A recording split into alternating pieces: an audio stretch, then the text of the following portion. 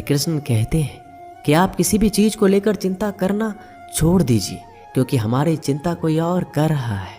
इसलिए आप चिंता छोड़ उस काम पर पूरा फोकस लगा दीजिए जिससे आप अपने जीवन को बेहतर बनाने के लिए करना चाहते हैं। अगर ये सब करते हुए आपके साथ कुछ भी बुरा हो जाता है तो भी बिना रुके आपको अपनी मंजिल तय करनी होगी, आगे बढ़ना होगा, क्योंकि हमारे साथ जो कुछ भी बुरा या अच्छा होता है यह सब कुछ पहले से तय होता है। इसलिए इस बारे में चिंता करके आप अपना समय बर्बाद करेंगे और कुछ नहीं। भलाई हमारे इसी में है कि हमें बिना परेशान हुए अपने बहुमूल्य काम को तय समय पर पूरा कर लेना चाहिए। भगवान हमारे बारे में सब कुछ पहले से तय करके रखे, बस हमें चिंता छोड़ लगातार प्रयास करना चाहिए। अंत में हमें जो मिलना है वो मिल जाएगा। दोस्तों, इसे हम आपको एक छोटी सी कहानी के माध्यम से बताते हैं। एक बार की बात है, दो लड़के एक आश्रम में काम करते थे। वो दोनों अपने गुरु की दिन रात सेवा करते थे। उन दोनों लड़कों में से एक लड़की की बहन की शादी तय हो गई थी। वो अपने बहन की शादी की तैयारी धूमधाम से करना चाहता था, पर उसके पास पैसे नहीं थे। उनकी स्थिति उनके गुरु बहुत अच्छी तरह से जानते थे, पर वो भी उनकी मदद नहीं किए। जब दोनों लड़के गांव जाने के लिए तैयार हुए तो गुरु ने उस लड़के को 5 अनार दिए जिसकी बहन की शादी थी। गांव जाते समय 5 अनार पाकर लड़का बहुत दुखी था। उसे तो पैसों की जरूरत थी, वह अनार क्या करेगा। उसे अपने गुरु पे गुस्सा आ रहा था। जब दोनों लड़के गांव की तरफ जा रहे थे तो रास्ते में राजा के सैनिक इस बात की घोषणा कर रही थी, क्या किसी के पास अनार है? राजा को इसकी बहुत ज़रूरत है। हमने बहुत प्रयास किया पर इस क्षेत्र में कहीं भी अनार नहीं मिला। राजा की बेटी बहुत बीमार है, उसे दवा के लिए अनार की ज़रूरत है। दोनों लड़कों ने सोचा, हमें अनार की कोई ज़रूरत नहीं है, ये अनार हम राजा को दे देंगे और उनकी बेटी का अच्छा इलाज हो जाएगा। दोनों लड़कों ने अनार की बात सैनिक को बताई। सैनिक उन दोनों लड़कों को लेकर राजमहल पहुंचे और लड़कों ने अनार राजा को सौंप दिया। राजा ने उन्हें इसके लिए बहुत सारा इनाम दिया, पैसा, जेवरात और बहुत कुछ। उस लड़के की बहन की शादी बहुत ही धूमधाम से हो गई। अब उस लड़के को इस बात पर अफसोस हो रहा था कि उसने बिना सोचे समझे अपने गुरु को कोस रहा था और उन्हें भला बुरा कह रहा था। दोस्तों, मैं आशा करता हूँ कि इस कहानी से आपने बहुत कुछ सीखा होगा। श्री कृष्ण कहते हैं कि अगर जिंदगी में गुलाब की तरह खिलना है तो कांटों से तालमेल की कला सीखनी होगी। ये कभी मत सोचो कि आप कुछ नहीं कर सकते।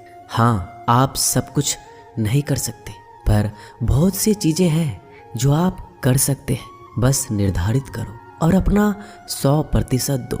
हर व्यक्ति का यह लक्ष्य है कि वह जो कर सकता है करे, जो बन सकता है बने, उसका जो भी सपना है वो पूरा करे। लेकिन इस समय से जो भी है उसका सम्मान करे और खुश रहे। जो मिलना है उसका स्वागत करो और जो मिला है उसका धन्यवाद। अपने गुणों को पहचानिए, इससे आपकी नींव मजबूत बनती है। लेकिन अपने अंदर की कमियों को भी पहचानिए, इससे चरित्र मजबूत बनता है। जो दूसरों को माफ़ करते हैं वो खुद से प्यार करते हैं, क्योंकि उन्हें मालूम है ऐसा करके मैं दूसरों पर नहीं बल्कि अपने आप पर एहसान कर रहा हूँ और अपने जीवन में सुख समृद्धि ला रहा हूँ। यदि कोई आप पर भरोसा और आपसे उम्मीद करता है तो ये उसकी मजबूरी नहीं बल्कि आपसे लगाव है और आप पर विश्वास है। कामयाबी सिर्फ वो नहीं है जो आप खूब पैसा और नाम कमा लेते हैं, बल्कि कामयाबी तो वो है जब आप अपना लक्ष्य प्राप्त कर लेते हैं, वो भी अपने असली आनंद में रहते हुए। भूखा इंसान सारी मर्यादा तोड़ देता है और पैसे का लालची इंसान इंसानियत ही छोड़ देता है। श्री कृष्ण कहते हैं कि कभी भी खुद को कम मत समझो, आपको भी उसी ईश्वर ने बनाया है जिसने दूसरों को। आप किसी से सलाह ले सकते हैं, पर आगे बढ़ने और अपनी मंजिल पाने के लिए मेहनत तो खुद करनी होगी। हाँ, मंजिल पाने के लिए आपको मेहनत और जोश की ज़रूरत होती है, पर बुद्धिमानी से और सोच विचार कर आगे बढ़ें। जो जल्दीबाजी करते हैं वो गिर जाते हैं। जिंदगी में आगे बढ़ना है तो खुद पर भरोसा करो, दूसरों पर नहीं। जितनी बार आप गिरेंगे उतनी बार आप उठेंगे। अब ना किसी का हाथ चाहिए ना किसी का साथ। इंतजार करोगे तो उतना ही मिलेगा जितना कोशिश करने वाले छोड़ देते हैं। इसलिए इंतज़ार मत करो। तुम जितना सोचते हो जिंदगी उससे कहीं ज़्यादा तेज़ी से भाग रही है। हार कभी मत मानो। हाँ, कुछ लोग हार मान लेते हैं, पर याद रखें कि पानी में डूबने से आदमी की जान नहीं जाती, बल्कि जान तब जाती है जब उसे तैरना नहीं आता है। इसलिए हार मत मानो, बल्कि अपने प्रयास में एक्सपेरिमेंट शुरू करो। असफलता का मतलब ये नहीं है कि आप जिंदगी में हार चुके हैं, बल्कि असफलता का साफ मतलब है कि आपको इसमें सुधार और संशोधन की ज़रूरत है। देखो, समझो और सोचो और फिर कोशिश करो जब तक सफल नहीं हो जाते। रिश्ते मुट्ठी में रेत के समान होते हैं, जोर से पकड़ो तब भी सरकते हैं और ढीले छोड़ो तब भी, इसलिए संभल कर पकड़ो। किसी भी समस्या का समाधान इस बात पर निर्भर करता है कि आपका सलाहकार कौन है। लोग तो आपके बारे में अंदाज़ा लगाते हैं, आप क्या हैं ये सिर्फ और सिर्फ आप ही जानते हैं। श्री कृष्ण कहते हैं कि साथ रहकर जो छल करे उससे बड़ा कोई शत्रु हो ही नहीं सकता, और जो हमारे मुंह पर हमारी बुराइयां बता दे उससे बड़ा हमारा कोई मित्र हो ही नहीं सकता।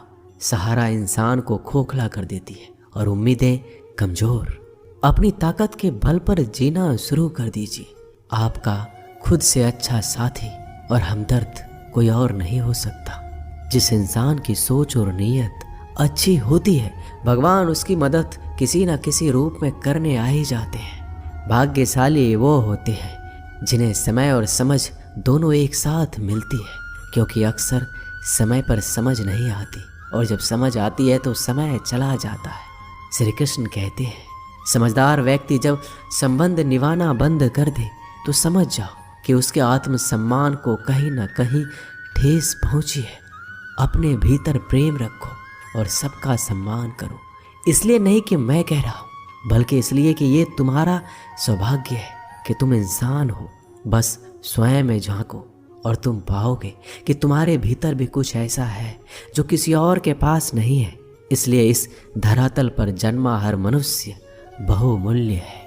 यदि जीवन में दुख मिले तो उसका सामना करो, या फिर ऐसे लोगों से जुड़ो जिनके होने से तुम्हारा जीवन धन्य हो जाए। कभी हिम्मत मत हारो।